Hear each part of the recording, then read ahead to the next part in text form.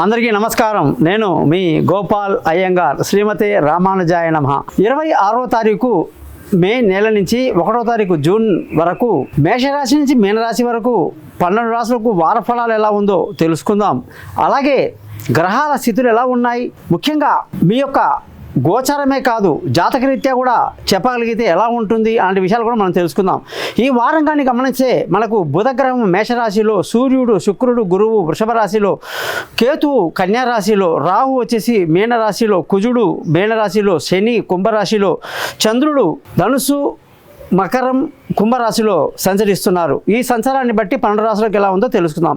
ముఖ్యంగా ఈ వారం కానీ చూసుకుంటే మనకు ఆదివారం నుంచి శనివారం వరకు మూలా నక్షత్రం నుంచి ఉత్తరాభాద్ర నక్షత్రం వరకు తదియా తిథి నుంచి నవమి తిథి వరకు కూడా ఈ యొక్క వార ఫలాలు ఉంటాయని తెలుసుకుంటాం.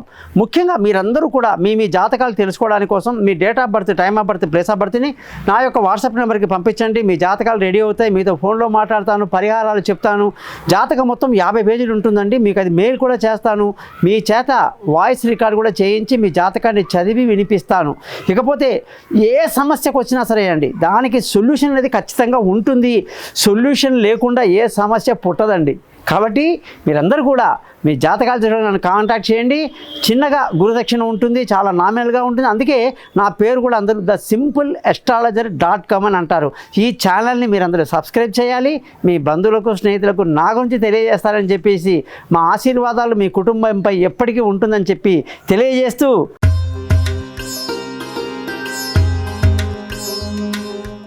మిథున రాశి వాళ్ళకి 26 జూన్ నుంచి 1వ తారీఖు జూన్ వరకు బుధగ్రహం యొక్క స్థితి మేషరాశిలో ఉండటం అనేది అనుకూలంగా ఉంది. దీనిని ఏకాదశ స్థానం అంటారు. ఇది ఏమాత్రం సాహసాలకి, పెద్ద పెద్ద నిర్ణయాలకి అంతగా పనికిరాదు. 1-2 సార్లు ఆలోచించాలి. ముఖ్యంగా కుటుంబంలో సంతోషం ఉంటుంది. విందులు వినోదాల్లో పాల్గొంటారు. రావాల్సిన డబ్బు సకాలంలో చేతికి అందుతుంది. కుటుంబంలో సంతోషం ఉంటుంది. పిల్లల చదువు బాగుంటుంది. బంధువుల, స్నేహితుల సహాయ సహకారాలు చాలా బాగుంటాయి. చిన్ననాటి మిత్రులు కలుసుకోవటం, ప్రశాంతంగా ఉండటం, ధైర్యాన్ని కలిగి ఉండటం, నలుగురికి సహాయం చేసే స్థితిలో మీరు ఉండడం కూడా జరుగుతుంది.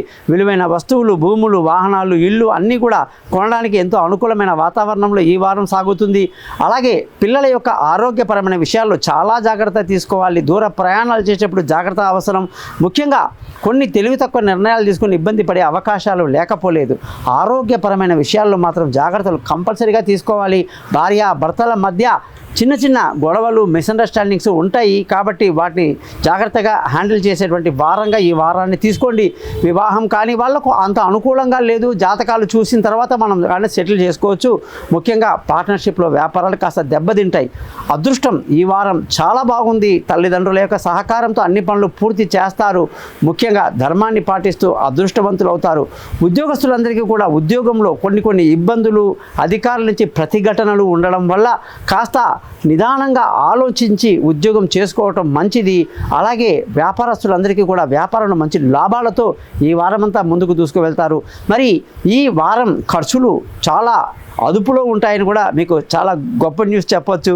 మరి ఈ వారమంతా మనం ఏ మంత్రం చదివితే చాలా సంతోషంగా ఉంటామండి అంటే, ప్రియాంగు కలికా శ్యామం రూపేణ ప్రతిమం బుధం సౌమ్యం సత్వగుణోపేతం తం బుధం ప్రణమామి అనే మంత్రాన్ని చదువుకోండి 17 సార్లు.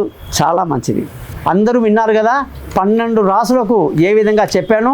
ఇక మీ జాతకాలు తెలుసుకోవడానికి కోసం నన్ను కాంటాక్ట్ చేస్తారని పైన ఇచ్చిన 3 నెంబర్లో మీ పేరు, date of birth, time of birth, place of బర్త్ని పంపిస్తే మీ జాతకం మొత్తాన్ని నేను రెడీ చేసి మీతో 15 నిమిషాలు మాట్లాడి పరిహారాలు చెప్పి జాతకాన్ని మీకు మెయిల్ కూడా చేస్తానని చెప్పి తెలియజేస్తూ, దాని కొరకు చిన్నగా గురుదక్షిణ ఉంటుందని తెలియజేస్తూ, మీ అందరూ కూడా thesimpleastrologer.com అనే ఈ యూట్యూబ్ ఛానల్ని సబ్స్క్రైబ్ చేసి మీ బంధువులకి, స్నేహితులకి నా గురించి తెలియజేస్తారని ఆశిస్తూ, సర్వే జన సుఖినో భవంతు.